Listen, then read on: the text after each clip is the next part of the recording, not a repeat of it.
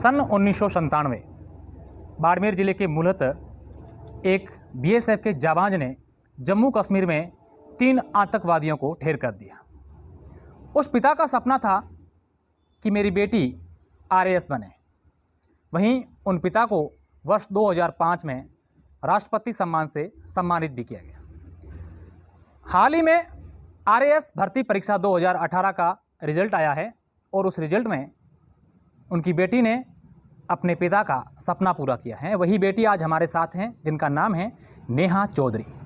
पूरी बात इनसे जानेंगे, अपने जाबाज पिता के किस्सों के बारे में भी जानेंगे और इनका जो इनके पिता का सपना था वो पूरा करने की इन्होंने कब ठानी थी और कैसे सपना पूरा किया है, ये बात नेहा जी की ज़ुबान से ही जानते हैं। नेहा जी, सबसे पहले तो आपको बहुत बहुत बधाई।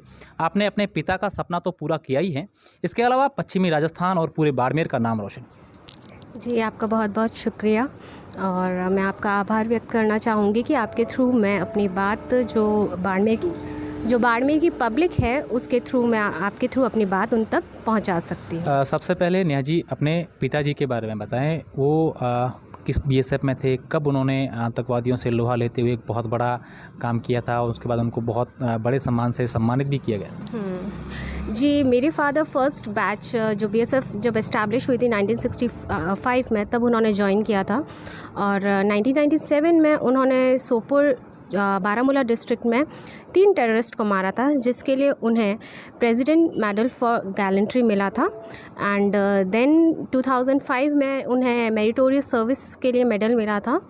एंड 2000 फिर वो रिटायर हो गए थे। एंड देन थ्रू आउट उनके रिटायरमेंट के बाद उनका पूरा फोकस मैं थी। उन्होंने मेरी एजुकेशन पे बहुत इन्वेस्ट किया है। ही always supported me in every matter.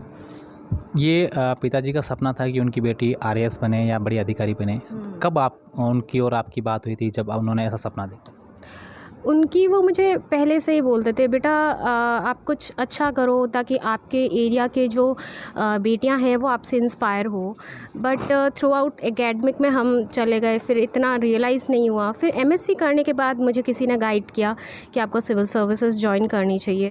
Bharat जन आवास योजना के तहत अब हर बाड़मेर वासी अपने घर का सपना कर सकेंगे साकार। 1 BHK 1,99,000, 2 BHK 3,99,000। आज ही ऑनलाइन आवेदन करें।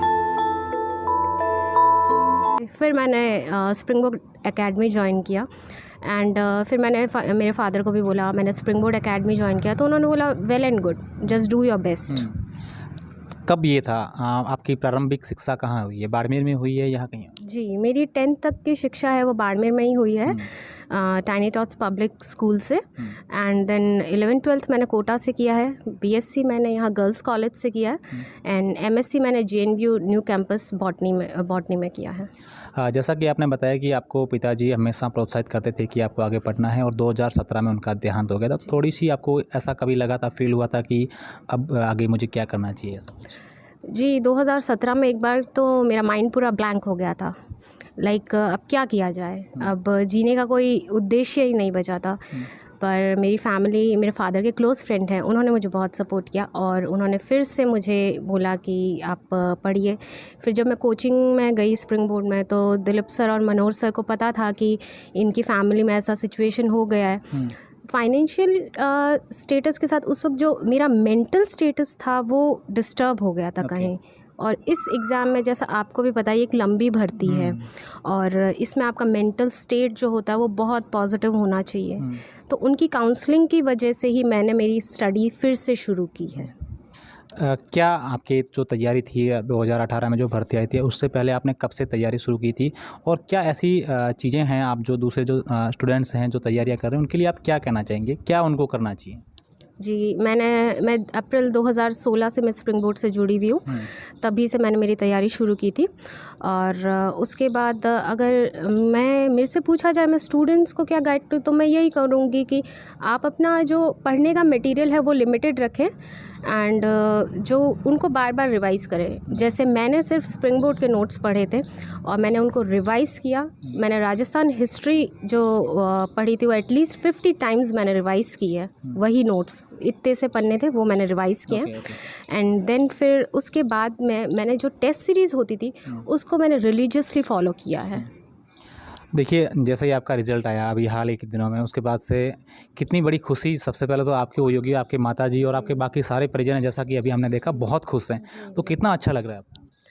जी, जब आप दूसरों की अपेक्षा पे खरे उतरते हो तो एक अंदर सेटिस्फेक्शन होता है। मैं मेरे परिवार की और मेरे जो टीचर्स हैं दिलीप सर और मनोहर सर की अपेक्षाओं पे खरी उतरी, बस इसी की मुझे खुशी है। एक कोई किस्सा आपके और आपके पापा का कुछ याद आ रहा है? जी, मेरे और मेरे पापा हम फ्रेंड्स की तरह थे, हम फादर डॉटर की तरह नहीं थे।